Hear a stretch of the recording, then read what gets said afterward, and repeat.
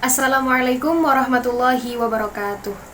Hello everyone, let me introduce myself. My name is NAFISA QOTRUL HIDAYAH with the number of student 2006021100090.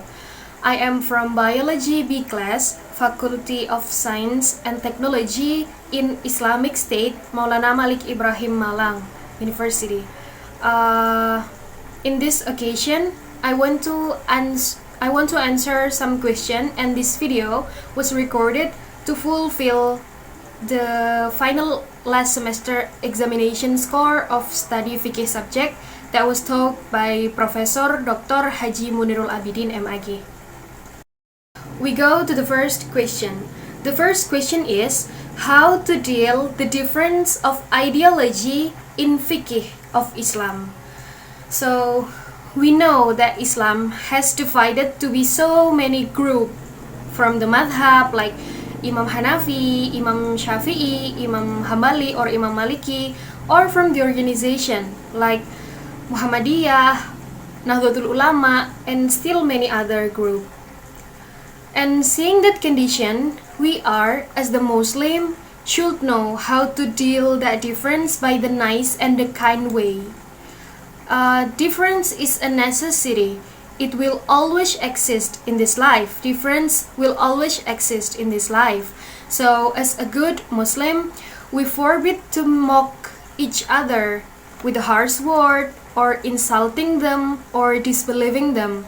We forbid to assume that they are kafir because they don't have the same ideology as us, as explained in the hadith that said, Bismillahirrahmanirrahim.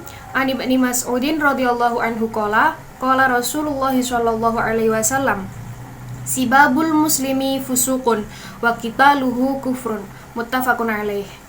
The meaning of that hadith is mocking other Muslim is a fasik things, and kill other Muslim is a kufur things. So, the best way to deal the difference of ideology, the difference of fiqh ideology in Islam is keep respecting other, keep humble to other, and tolerate each other. As we know that difference is a common things. Difference will always exist in this life. The second question is, how is the law of Nikah Mut'ah? So, firstly, Nikah Mut'ah is a contract marriage, and the MUI or Majelis Ulama Indonesia has declared their fatwa that Nikah Mut'ah is haram because someone who is doing Nikah Mut'ah is only to fulfill their satisfaction of lust. They do the Nikah Mut'ah only to fulfill their happiness, not for a worship or to do sunnah Rasulullah SAW. No, they are not.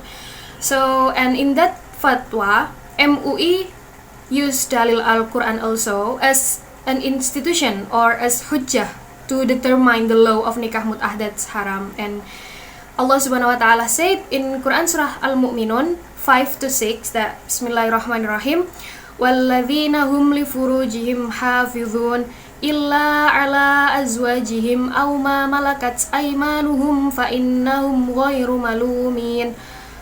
Based on that ayat, people must keep their private organ or their sexual organ, and love relation or sex relation is only can do by the woman who has been a legal wife, who has been in a true marriage, as how Rasulullah taught us, not in contract marriage.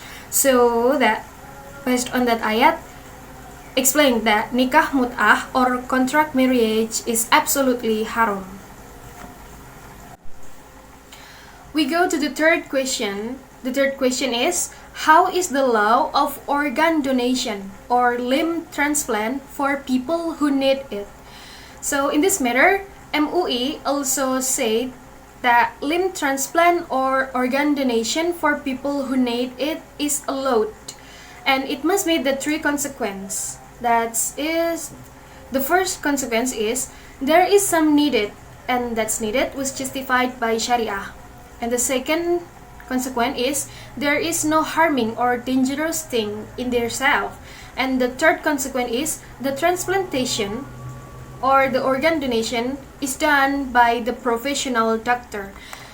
And Majelis Ulama Indonesia declared this fatwa based on Al-Quran, Surah Al-Baqarah 207, that's Bismillahirrahmanirrahim.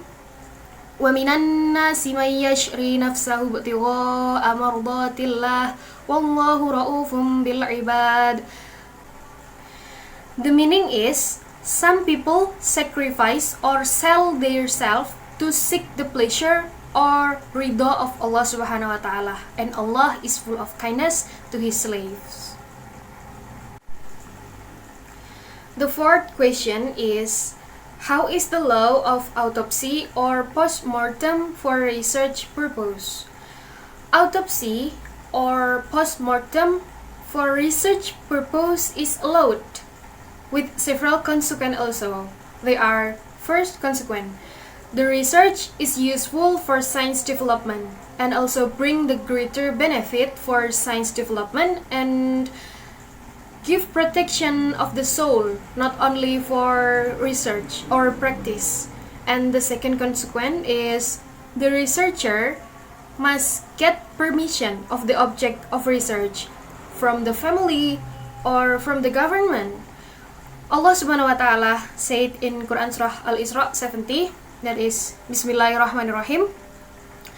وَلَقَدْ كَرَّمْنَا بَنِي آدَمَ وَحَمَلْنَاهُمْ فِي الْبَرِّ وَالْبَحْرِ وَرَزَقْنَاهُمْ مِنَ الطَّيِّبَاتِ وَفَضَّلْنَاهُمْ عَلَى كَثِيرٍ مِّمَّنْ خَلَقْنَا تَفْضِيلًا. Based on that ayat, the researcher still must honor and respect to the cadaver or to the janazah, as long as the janazah is a human, and human is more respectable and honorable than other creatures. So the conclusion is post-mortem or autopsy for research purpose is allowed. The last question or the fifth question is, how is the law of transgender surgery? Transgender surgery is a gender changement from male to female or from female to male with a medical procedure.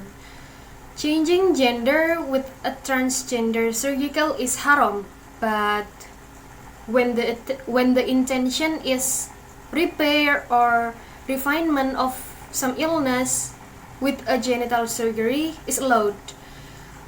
Changing gender is changing Allah creation, and it's one of the devil temptation, as explained in Quran Surah An-Nisa 119.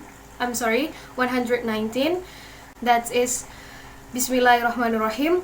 Wala udillannahum wala umanniyannahum wala amurannahum fala yubattikunna adhanal an'ami wala amurannahum fala yughayyirunna khalqallah. The meaning is, and I, the Satan, will certainly mislead them, and I will rise empty fantasies in them, and I will instruct them to cut off the ear of the cattle. Then they actually cut them off. And I also will tell them to change Allah creation, and then they really change it. From that ayat, we know that changing gender is changing Allah creation, and it's the biggest Iblis temptation. So the law of transgender surgery in intention of changing gender is haram, but if the intention is recovering or healing or repair because of some illness with a genital surgery is allowed. Okay, I think that's all from me. I do your big apologize for my mistake in telling this video. I hope this video brings some benefits for me or for the listener. Thank you for watching, and wassalamualaikum warahmatullahi wabarakatuh.